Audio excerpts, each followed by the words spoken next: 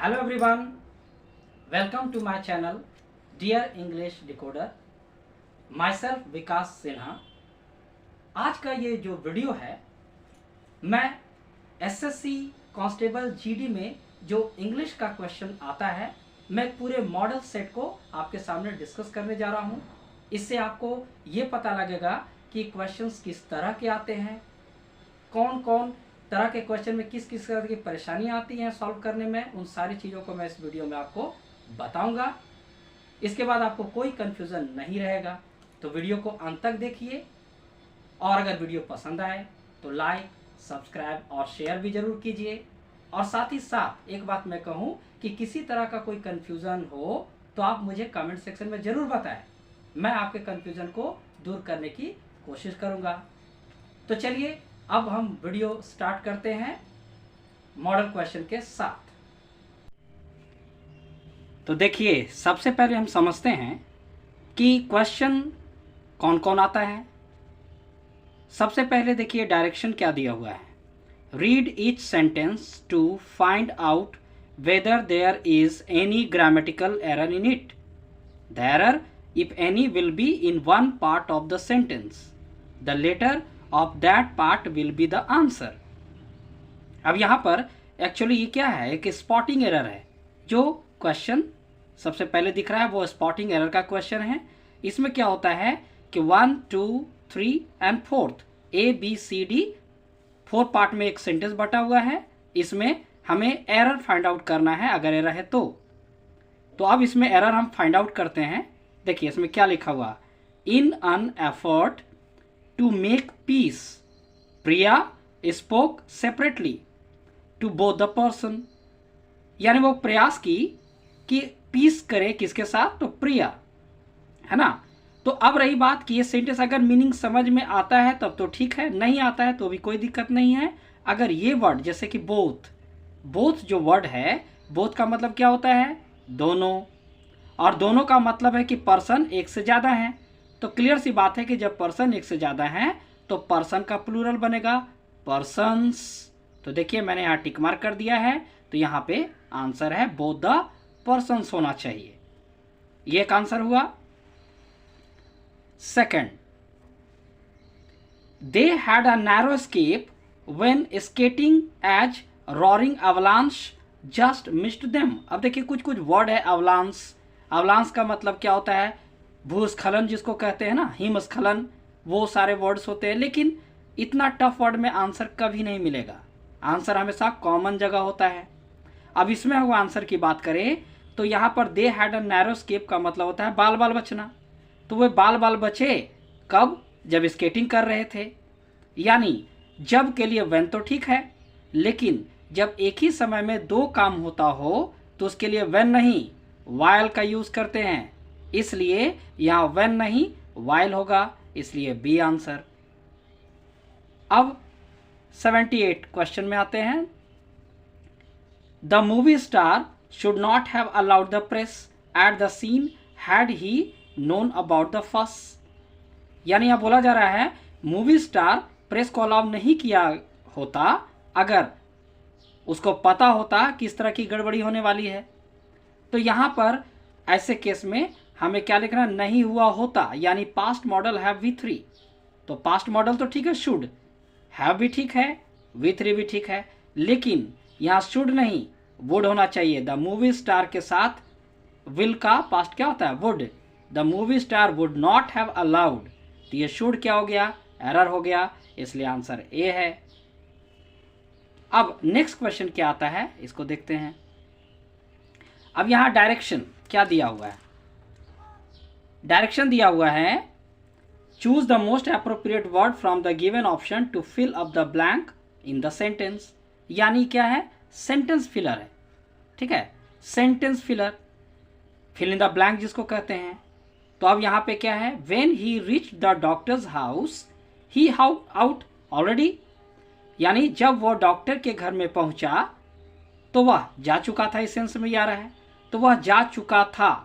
यहां पर क्या हुआ है कि जब पास्ट में दो घटना घटती हो एक के बाद एक, तो जो काम पहले हुआ उसके लिए पास्ट परफेक्ट टेंस का यूज करते हैं, जो काम बाद में हुआ उसके लिए सिंपल पास्ट का यूज़ करते हैं। तो जब वह घर पहुंचा, है ना, वह जा चुका था, यानी कौन काम पहले हुआ, वह जा चुका था। ठीक है, तो पहले जो काम हुआ वो पास्ट परफेक्ट, यानी इसमें हैड लगना चाहिए, और हैड प्लस V3 का ऑप्शन सिर्फ डी में है, इसलिए डी आंसर हो गया, है ना। हैड गोन हो जाएगा, हैड गोन। अब आगे है द गवर्नमेंट अग्री टू पे कॉम्पनसेशन, मतलब हर्जाना। गवर्नमेंट अग्री हुई कि वो हर्जाना देगी, तो किस चीज के लिए, तो डैमेज क्रॉप्स के लिए। अब फॉर डैमेज क्रॉप्स, इसलिए आंसर होगा फॉर, यानी कि सी। ये तो सिंपल है एकदम।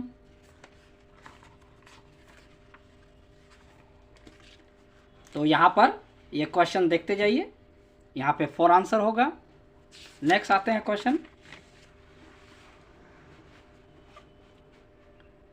अब यहां पे क्या करना है, एंटोनिम्स, एंटोनिम्स फाइंड आउट करना है।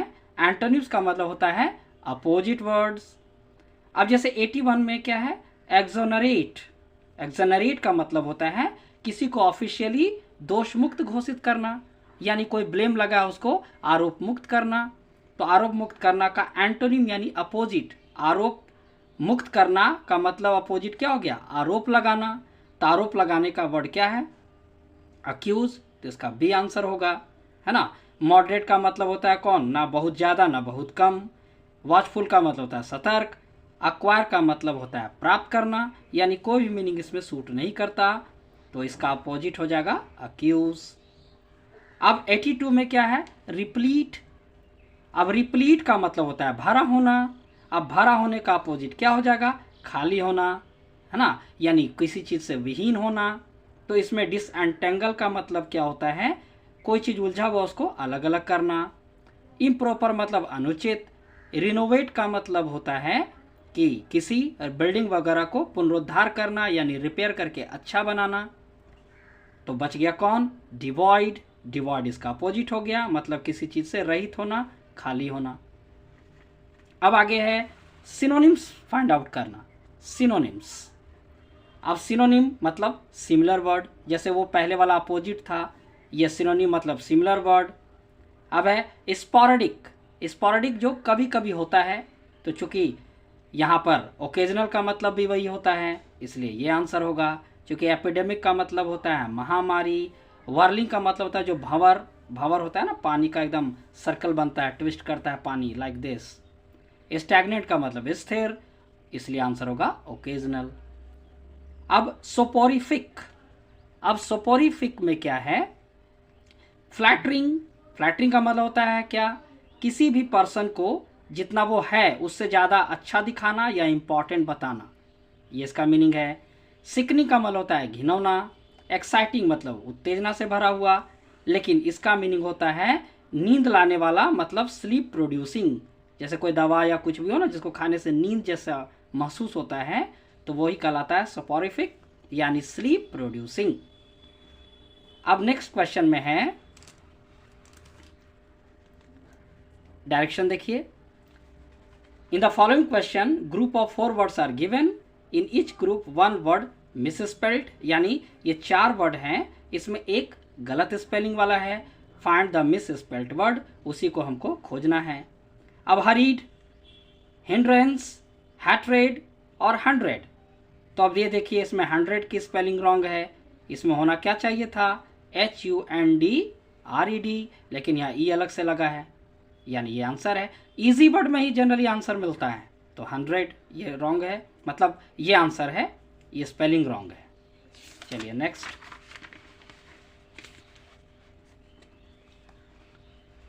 एटी 86 क्वेश्चन में, अब डांस, ये स्पेलिंग सही है। डिजमल, डिजमल का मतलब होता है निराशाजनक, डिसअपॉइंटिंग। डैमसेल, डैमसेल मतलब होता है युवती, DAMSEL है यहाँ पे। अब देखिए ये सब क्या है, ये दोनों वर्ड तो पता भी नहीं है, तो देखिए टफ वर्ड में आंसर नहीं मिलेगा, आंसर हमेशा नॉर्मल वर्ड में मिलता है। तो अब नॉर्मल वर्ड कौन है, डांस एंड डिसमिसल। अब डिसमिसल की स्पेलिंग रॉन्ग है, यहाँ MI के बाद SSAL होना चाहिए। अब आगे 81 में है। 81 में ऑनर, ऑनरेबल, तो ये तो सिंपल सबको पता होगा, है ना, ऑनरेरियम एंड ऑनररी, इसमें आंसर होगा, यानी कि स्पेलिंग रॉन्ग है। ऑनररी का HONORARY, यानी यू इसमें नहीं होना चाहिए था, यानी स्पेलिंग फाइंड आउट करने वाला क्वेश्चन पूछा जाता है। नेक्स्ट क्वेश्चन, इसमें डायरेक्शन दिया हुआ है, इसमें ये बोला जा रहा है कि आप इस पैसेज को पढ़िए और इसका जवाब दीजिए, यानी एक कॉम्प्रिहेंशन होगा, इसमें आपको पढ़कर इसका जवाब देना होगा, है ना। थोड़ा सा लॉन्ग होगा, तो इसमें एक मोटा मोटी मैं बता दे रहा हूँ कि इसमें बोला जा रहा है कि अंडर ग्रेजुएट्स के लिए कॉरेस्पॉन्डेंस एजुकेशन सिस्टम सही है या नहीं, इसके बारे में पूछा जा रहा है।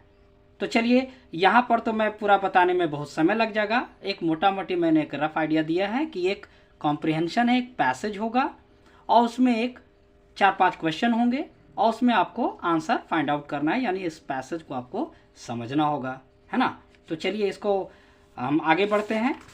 इस तरह से क्वेश्चन होंगे, जैसे कि 88 में क्वेश्चन रहा, उसमें से 4 ऑप्शन दिए गए, उसमें आपको आंसर देना होगा। लेकिन इसमें क्या होगा, इसमें आपको पैसेज को समझना आना चाहिए, तभी आप इसका जवाब दे सकेंगे, है ना। इस तरह करके 88, 89, 90 यानी 3 क्वेश्चन, 91 एंड 92, इस तरह से 5 क्वेश्चन पूछे जाते हैं अगर पैसेज आता है तो इसमें क्या है कि आपको पढ़कर समझकर जवाब देना है। तो चलिए, यहाँ पर्पस ये बताना था कि किस तरह के क्वेश्चन एग्जाम में आते हैं और आपको क्या करना है इसमें।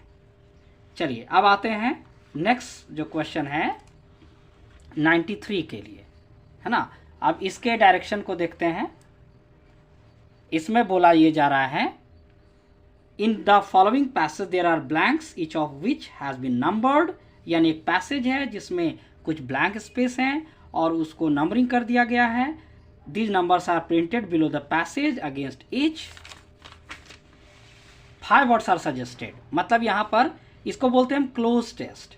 एक पैसेज है जो आपके सामने दिखा हुआ है, इस पैसेज में नंबरिंग दिया हुआ है 93, 94, 95, 96 एंड 97, है ना। तो इसको पढ़कर जवाब देना है।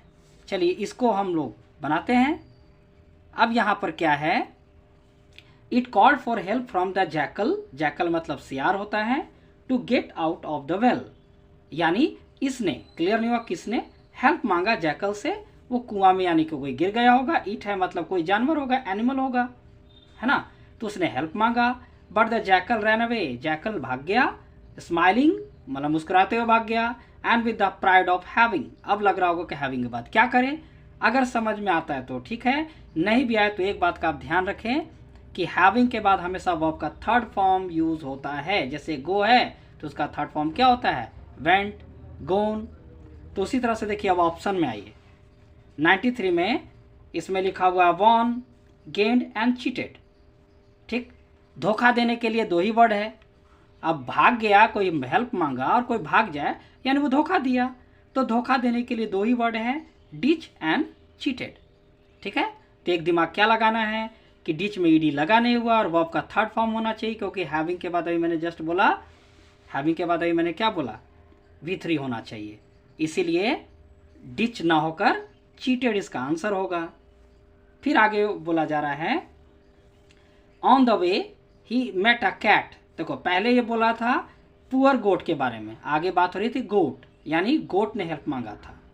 रास्ते में वो एक बिल्ली से मिला, ही मेट अ कैट, और व्यंग से उसने कैट को बोला, सरकास्टिकली मतलब व्यंग के रूप में, ही टोल्ड द कैट, है ना, कि तुम्हारी सिचुएशन तो बड़ा पिटिएबल है, मतलब उस पर मजाक उड़ा रहा था, है ना। फूड के लिए तुम्हें क्या करना पड़ता है, for food you have to. अब क्या लगेगा भाई, तो एक चीज देखो कि ब्लैंक स्पेस के बाद ऑन लगा हुआ है, लेफ्ट ओवर मतलब जूठन होता है, लेफ्ट ओवर बचा हुआ खाना, जूठा, जूठन बचा हुआ किसी का। तो अब एक बात कॉमन है कि वो वर्ड आना चाहिए जिसके साथ ऑन लगता हो। तो ऐसा कौन वर्ड जिसके साथ ऑन आएगा, तो ऑप्शन देखते हैं 94 का। तो 94 में क्या लिखा हुआ है, depend, hunt, wait and bent. तो एक ही वर्ड है, डिपेंड ऑन, क्योंकि जूठे खाना पर निर्भर रहना पड़ता है, इसलिए आंसर होगा डिपेंड ऑन। अब आगे है अब वो बोल रहा है जैकल, आई कैच फाउल्स, मतलब फाउल मतलब है chicken, kill and eat them when he was like this some hunting dogs. अब यहाँ पे बोल रहा है मैं फाउल्स पकड़ता हूँ, मारता हूँ, खाता हूँ, गर्व से बोल रहा है। व्हेन ही वॉज, अब देखो वॉज आ रहा है, जब वह यानी कुछ कर रहा था, इसका मतलब वॉच के बाद आईएनजी जरूर लगना चाहिए। क्या कर रहा था कंटिन्यूअस फॉर्म में, तो वो क्या हो गया यहाँ पर, विस्परिंग, मोर्निंग, है ना, विस्परिंग, मोर्निंग, बोस्टिंग, क्राइंग। अब यहाँ पे कौन वर्ड है, यानी वो तो लंबा लंबा फेंक रहा था ना, जैसे कभी कभी हम लोग भी फेंकते हैं ना, जिसको भांजना कहते हैं, वो भांज ही रहा था ना, मैं ऐसे करता हूँ वैसे करता हूँ। तो यहाँ विस्पर मतलब फुसफुसा के बोलना, मॉर्निंग मतलब विलाप करना, रोना धोना, क्राइंग का सेम मीनिंग। तो यहाँ तो लंबा लंबा फेंक रहा था वो, इसलिए इसका आंसर होगा बोस्टिंग। बोस्टिंग मतलब होता है डींग हाँकना।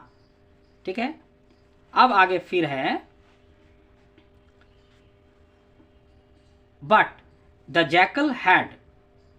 अब इसके पहले क्या हुआ, जब वो डींग हाँक रहा था तो कुछ हंटिंग डॉग्स उस रास्ते में आए। Hunting dogs came that way.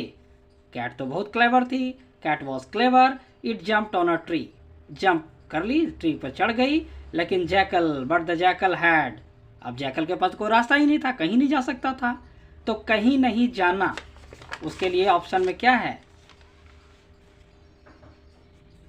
Nowhere, यानी everywhere, nowhere, place and not. तो he had nowhere to go, उसके पास कोई रास्ता नहीं भागने का। तो लास्ट में वो क्या हुआ वो पढ़ते हैं। अब यहां बोला जा रहा है even though it tried to run, हालांकि भागने की कोशिश किया।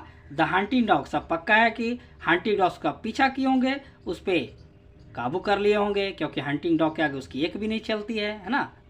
तो यहाँ पर है 97 में क्या आएगा, तो hunting dogs eat and killed it, यानी उस पर काबू पा के मार दिया होगा। किल्ड यानी पहले उस पर अटैक किया होगा। तो ऐसा कौन वर्ड है, तो ऐसा वर्ड कौन है, तो देखते हैं 97 में। अवॉइडेड, अवॉइड मतलब तो टाल देना, टाला नहीं। कैच तो प्रेजेंट टेंस में है, पास्ट होना चाहिए, तो पास्ट में पावर्ड एंड ओवर पावर्ड। तो इसका आंसर जब एक ही मीनिंग का दो वर्ड रहे तो एक ट्रिक अपनाना है कि जो अनकॉमन वर्ड है उसको आप आंसर दीजिए। तो पावर्ड तो कॉमन है, आंसर दीजिए ओवर पावर्ड। ओवर पावर्ड का मतलब किसी को हरा देना, उस पर काबू पा लेना। चलिए अब लास्ट क्वेश्चन है, इसमें डायरेक्शन पहले देख लेते हैं।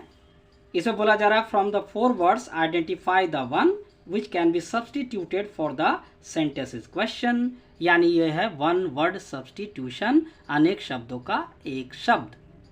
तो यहाँ पे क्या है, life history of a person written by another, यानी किसी व्यक्ति की जो लाइफ की हिस्ट्री है कोई दूसरा लिखता हो तो उसको हम क्या बोलते हैं, ऑटोबायोग्राफी। ये सॉरी, ऑटोबायोग्राफी हो गया आत्मकथा, यानी खुद से अपने बारे में लिखना, लेकिन यहाँ बोला दूसरे के द्वारा लिखा गया, तो यहाँ पर बायोग्राफी, जो दूसरे के द्वारा लिखा गया बायोग्राफी, जो अपने द्वारा लिखा गया वो ऑटोबायोग्राफी, इसलिए आंसर होगा ये।